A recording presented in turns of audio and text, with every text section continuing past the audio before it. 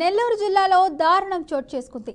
చీటీ డబ్బులు కట్టలేదని ఇంటికి వెళ్లి అసభ్యకర పదజాలంతో తిట్టడంతో వ్యక్తి మనస్తాపానికి గురై ఆత్మహత్య యత్నం చేశాడు. వెంకట్రెడ్డిపల్లి గ్రామానికి చెందిన విక్రమ్ అదే గ్రామానికి చెందిన చిట్టయ్య దగ్గర చీటీ వేశాడు. చీటీ కట్టవలసిన పరిస్థితుల్లో పని దొరక్క డబ్బులు కట్టడం ఆలస్యమైంది. చిట్టయ్య విక్రమ్ ఇంటికి వెళ్లి కుటుంబ సభ్యులను చంపేస్తానని బెదిరించాడు. మనస్తాపానికి గురైన విక్రమ్ పురుగుల మందు తాగి పోలీస్ స్టేషన్కి వెళ్లి ఫిర్యాదు చేశాడు. పోలీసులు హుటాహుటిన ప్రభుత్వ ఆసుపత్రికి తరలించారు. ఇక అధికారులు స్పందించిన దానికి అధిక వడ్డీదారుల వేధింపులపై చర్యలు తీసుకోవాలని గ్రామస్తులు కోరారు.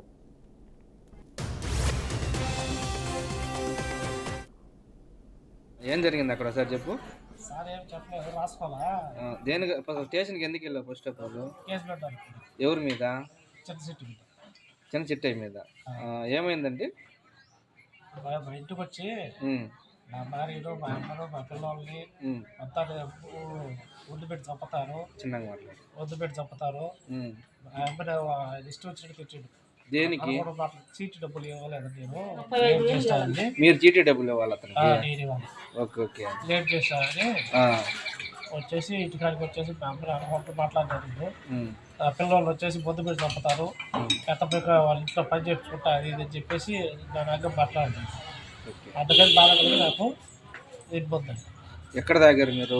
కలవాలి. ఎక్కడ తాగారు? ఎక్కడ? గుడి దగ్గర, కలాయం గుడి దగ్గర తాగారు. ముందు తాగిన తర్వాత స్టేషన్కి వెళ్ళారా? ముందు తాగి అక్కడ నుంచి మిమ్మల్ని హాస్పిటల్కి ఎవరు తీసుకెళ్లారు? Krishnaiah constable Krishnaiah. Government hospital తీసుకెళ్లారా? Government hospital. ఓకే. అక్కడ మీకు ఏమైనా ట్రీట్మెంట్ చేశారా గవర్నమెంట్ హాస్పిటల్లో? ఇంజక్షన్ వేశారు. అది ఉప్పు నీళ్ళు, సాల్ట్ ఉప్పు ఇచ్చారు. తర్వాత ఏం చెప్పారు వాళ్ళు డాక్టర్లు? అక్కడికి అంబులెన్స్ తీసుకొని పొదలకూరు కానీ ఆత్మకూరుకు పంపిస్తాను చెప్పారు. అంబులెన్స్ పంపిస్తాను చెప్పారు. ఓకే. మేము ఇక్కడికి వచ్చేసాం. అక్కడ నుంచి మళ్ళీ మీరు మీ పేరెంట్స్ వాళ్ళకి ఎవరు ఫోన్ చేశారు? కృష్ణయ్య ఫోన్ చేసి, కానిస్టేబుల్ కృష్ణయ్య కానిస్టేబుల్స్ ఫోన్ చేశారు. మీరు అక్కడ ఉన్నారు అప్పటికి?